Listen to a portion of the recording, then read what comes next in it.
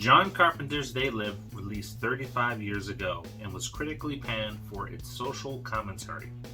Carpenter was never afraid to pull a punch with his movies, and while his message was blatant in They Live, it's not the first or last time he used his films to be a reflection on real social issues.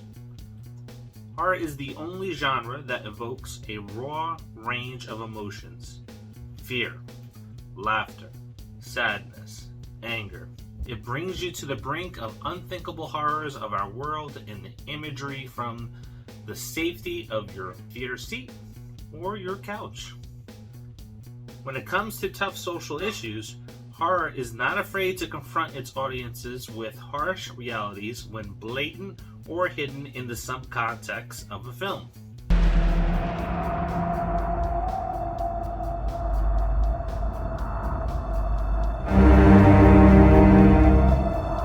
And this dates as far back as The Bride of Frankenstein, where a monster is feared and rejected by society for what and who he is, rather than anything he has done.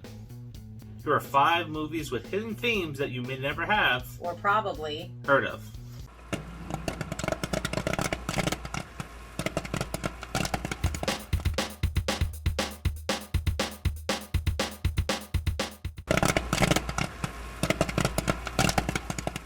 Number 5. 1982's The Thing and the AIDS epidemic. The push is on to find a cure for AIDS. Since June of 1981, about 1,800 cases have been reported, mostly in the gay community, and more than 600 people have died. In The Thing, we see a group of American research scientists at their base camp disrupted by a helicopter shooting at a sled dog. After they rescue the dog, it brutally attacks the other dogs in the camp and escapes. The team soon discover that the creature can assume the shape of its victims, causing fear and paranoia to sow seeds of distrust amongst them, causing them to turn on one another. The AIDS epidemic began in 1981, and much like the creature in the movie, it wasn't understood how it spread or who was possibly infected. Thing. I thought you'd feel that way, Gary. You were the only one that could have got to that blood. We'll do you last.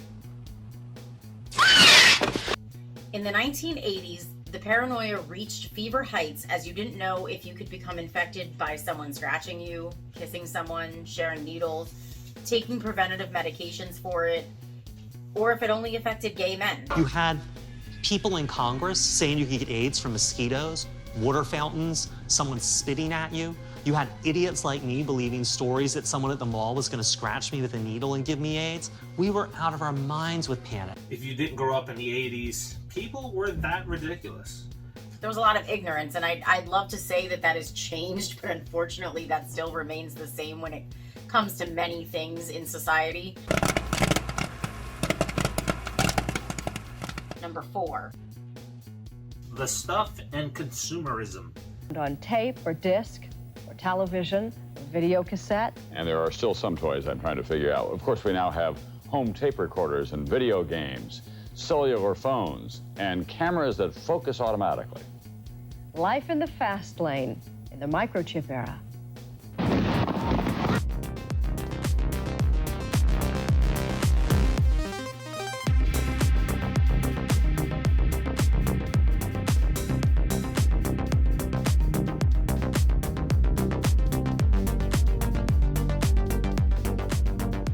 Alien substance is discovered oozing out of the ground, gets packaged and sold as an incredibly popular dessert. Unfortunately, despite how good it tastes, it turns the people who eat it into mindless hosts controlled by this stuff. McDonald's fries cooked in beef fats, Lay's potato chips laced with kerosene, azo dicarbonamide used to make yoga mats and the soles of your shoes more springy, and used to make Subway bread more fluffy.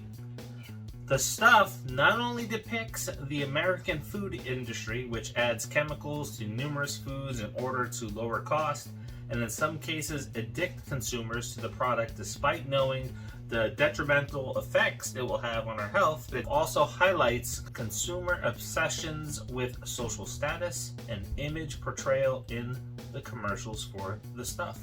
Sorry I'm gonna ruin your day, but look up how they make marshmallows. Yeah, that's pretty gross.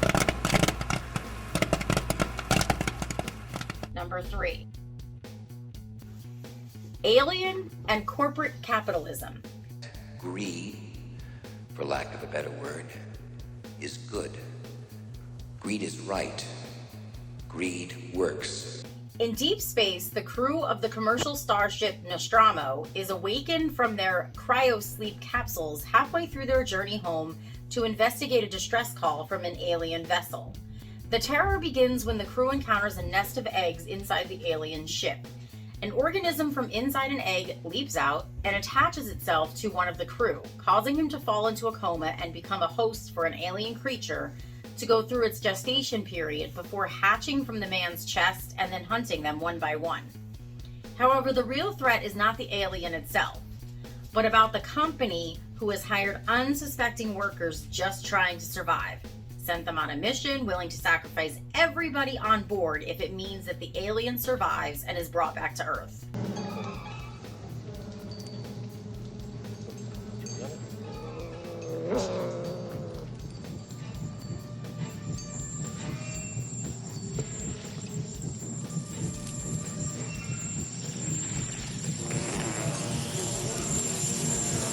If I was to comment on this topic, it would be a different show and a different channel. Number 2. Silent Hill and the oppression of women. You know, they say a woman's place is in the home, and I suppose as long as she's in the home, she might as well be in the kitchen.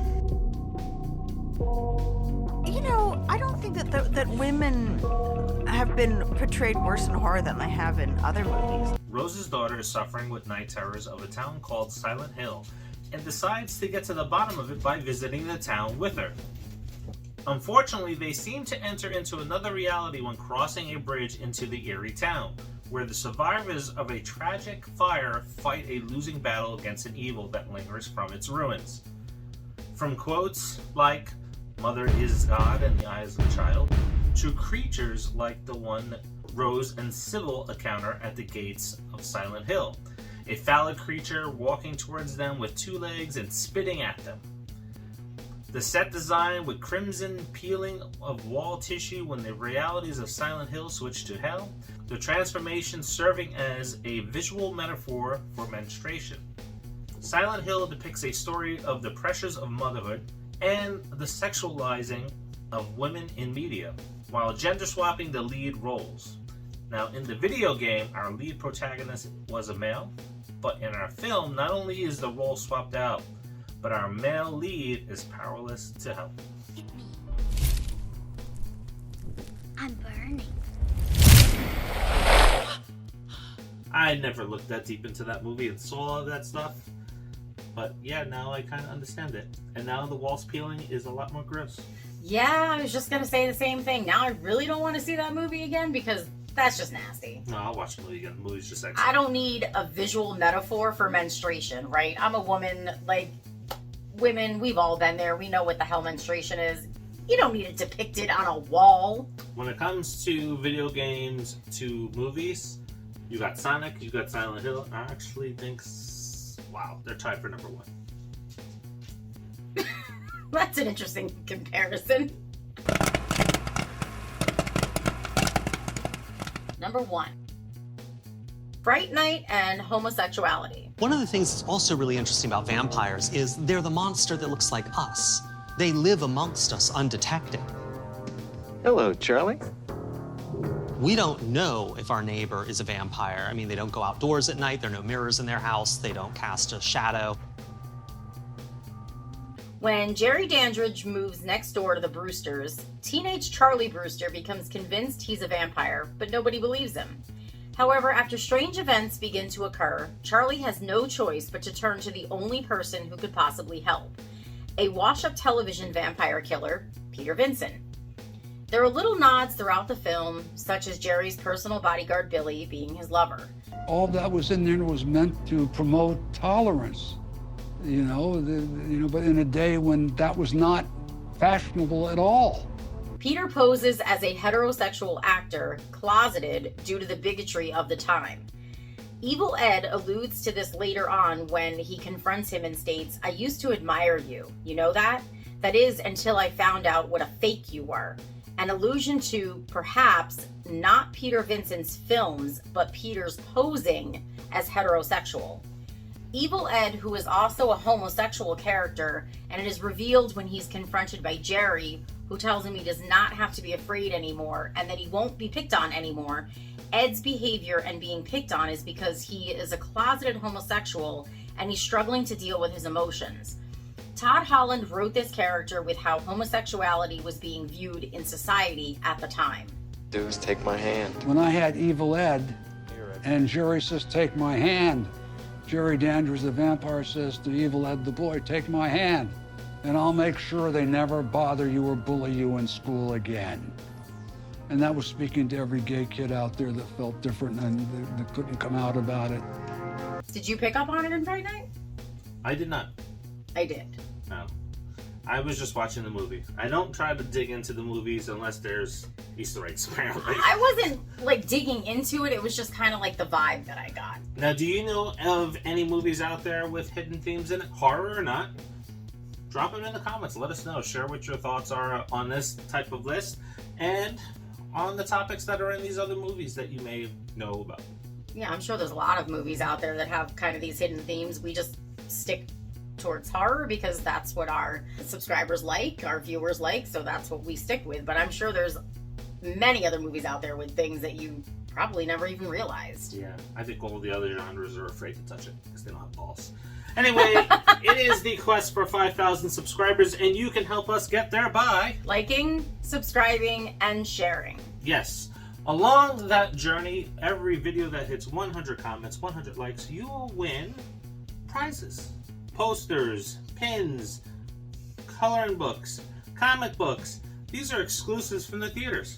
So we're looking to give those away just with a couple likes and a couple comments. And when we hit 5,000 subscribers, you'll have a chance to win this box of Strawberries and Scream cereal, signed by Matthew Lillard and David Arquette.